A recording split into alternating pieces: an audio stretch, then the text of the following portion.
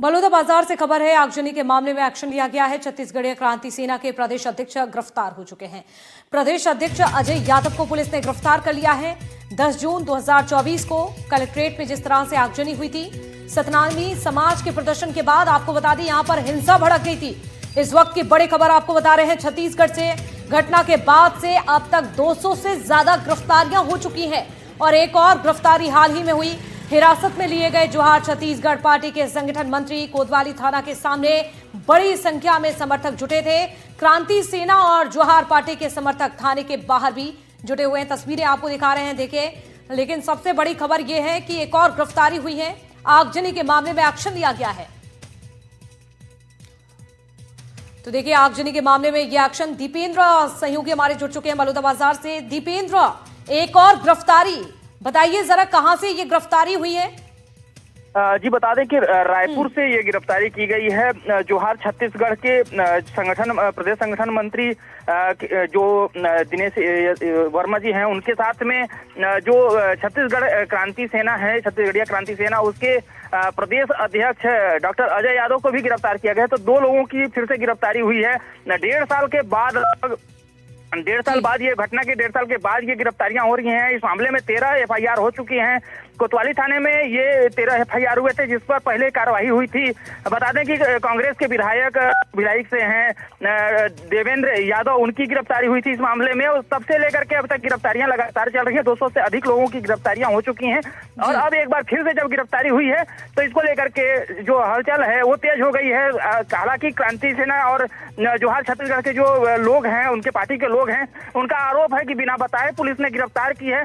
बलौदाबाजार जो साइबर की टीम है, जो क्राइम की टीम है, उनके द्वारा ये गिरफ्तारी की गई है। तो उस पर आरोप भी लग रहे हैं पुलिस के कि बिना बताए, परिवार को बिना सूचना दिए, बिना पार्टी को सूचना दिए गिरफ्तारियां की गई हैं। और आगजनी के मामले में अगर गिरफ्तारी की गई है तो पहले से सूचना देना था, नोटिस देना था, तो ये अभी पुलिस नहीं की है।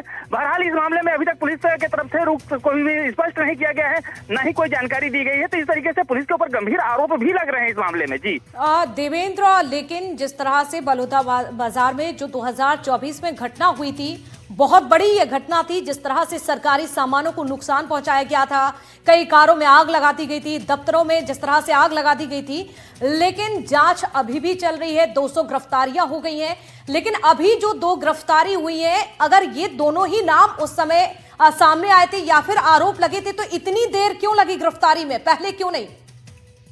इसी बात को लेकर के जो क्रांति सेना और जो जोहार छत्तीसगढ़ के लोग हैं वो भी आरोप लगा रहे हैं कि 1.5 साल से अधिक समय हो गया है। 18 माह लगभग से ज्यादा समय बीत चुका है। उसके बाद अगर अभी ये गिरफ्तारी कर रहे हैं, क्योंकि ये लगातार लोग सक्रिय थे, तो उनका कहना है कि जो पार्टीगत जो लगातार, क्योंकि जोहार छत्तीसगढ़ और क्रांति सेना लगातार छत्तीसगढ़ में छत्तीसगढ़ियावाद को लेकर के काम कर रही है, उसके कारण सरकार जो है बैकफुट पर है। इसलिए अब इन लोगों को टारगेट करके गिरफ्तारी की गई है। ऐसा आरोप जो पार्टी के लोग हैं, पार्टी के उपाध्यक्ष हैं, उनके तरफ से लगाया गया है। बहरहाल पुलिस के ऊपर गंभीर आरोप लगे हैं कि ये गिरफ्तारियां हुई हैं बलौदाबाजार पुलिस के ऊपर, तो ये उनको स्पष्ट करना चाहिए था। बहरहाल अभी तक पुलिस की तरफ से कोई भी जानकारी नहीं दी गई है। कल दोपहर 3 बजे लगभग रायपुर से गिरफ्तारी की गई है।